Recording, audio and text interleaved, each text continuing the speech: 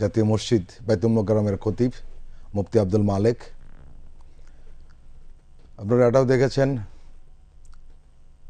যে জানাজার আগ মুহূর্তে দলের স্থায়ী কমিটির সদস্য নজরুল ইসলাম খান বেগম খালেদা জিয়ার সংক্ষিপ্ত জীবনী পাঠ করে শুনিয়েছেন এবং তিনি কিছুটা আবেগ আপ্লুত হয়ে পড়েছিলেন এবং সেটাই স্বাভাবিক।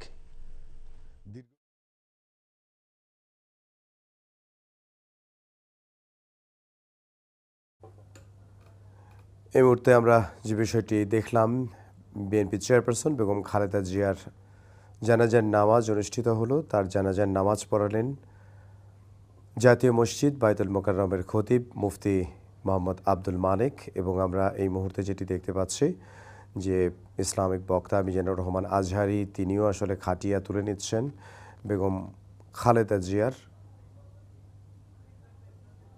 এবং আমরা সেই চিত্রটি দেখতে পাচ্ছি।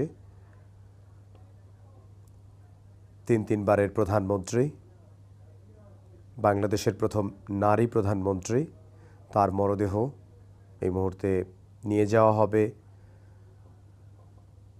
শেরেবাংলা নগরে শহীদ রাষ্ট্রপতি জিয়াউর রহমানের মাজারে। সেই শহীদ রাষ্ট্রপতি জিয়াউর রহমানের কবরের পাশেই তাকে শায়িত